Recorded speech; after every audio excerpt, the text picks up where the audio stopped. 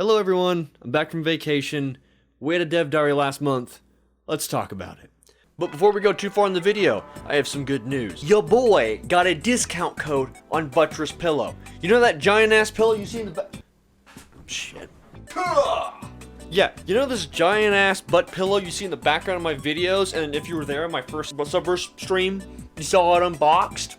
You can get yourself one of these bad boys, which is hella comfy by the way, and now at checkout, type in code Halfpint and get yourself 10% off and help out the Halfpint channel. You're buying yourself a butt and helping out a YouTuber.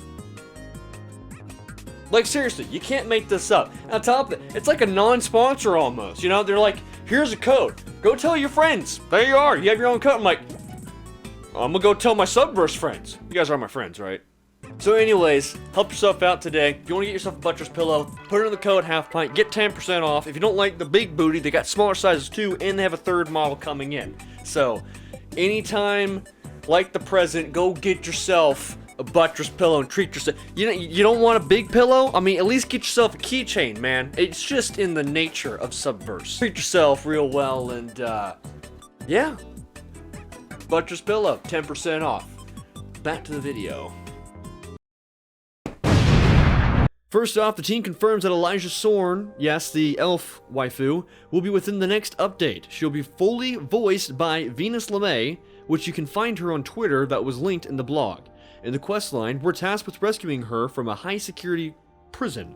Quote, Elijah's main questline is a mix of prison break and some Trojan horse action, as the next step of Fortune's revolution unfolds. For the first time, you will get to experience one of the girls' homeworlds as we take you down to the surface of Talisan, the beautiful art decor styled homeworld of the Cloy. End quote. They also share a screenshot of what the homeworld may look like, the same as the clip that we saw in the debut trailer of the game. More details on her prison break mission was inside the last blog post. This new Ella update, as they're dubbing it, will also feature 13 new cinematics, fighting the Cloy faction in space and grid combat, more grid boss fights as well as maps, new Mantics, Ella put into the gallery mode after recruiting her as well of course, 50 plus new Pandora scenes, more side quests which are fully voice acted, and the Hydra Nebula with 100 plus new anomalies to discover.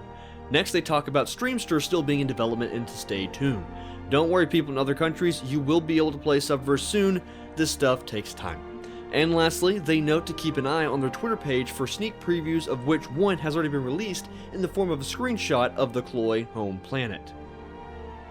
Thoughts?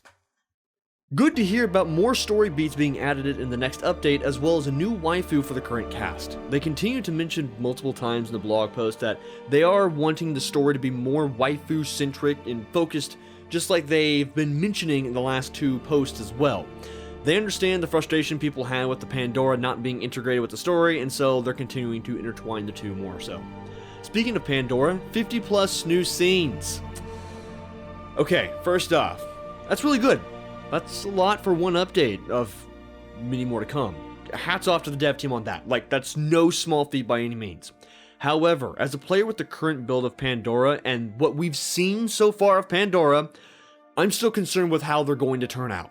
More is nice, but Pandora's scenes still lack that interaction that people want. Now, granted, this has been addressed after the game came out, and they're looking to enhance Pandora substantially and to put more into the story, as well as more interaction, as we saw from that Demi VR looking thing. But I think they also mentioned those big changes wouldn't be coming in this update just yet. No doubt the devs are feeling a little pressure about Pandora after hearing it as their biggest point of feedback, so I'd like to give them the benefit of the doubt that they're doing their damnedest at this point. So I'll reserve my judgment until we get our hands on time with the new scenes. But again, 50. That's a lot in one update. I think there's only like 50 in the current game. I know these new scenes are spread across all the waifus and not just Ella of course, but that's still doubling the amount of Pandora content. Grid combat. You guys know my opinion on grid combat so far.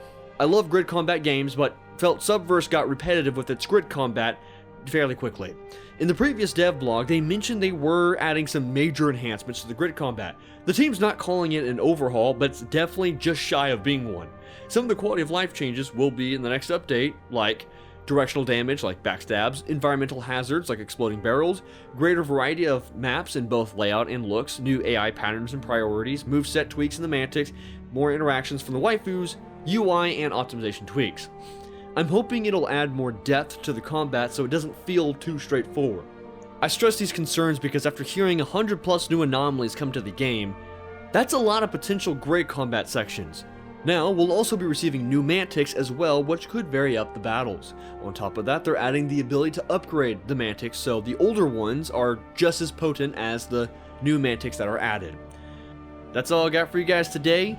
I'm hoping for more Subverse soon. I'm pretty excited. YouTube's been a little rough recently, so leave a like down below before you go. It helps out the video a lot. Thanks for watching, everybody. I'll see you next time.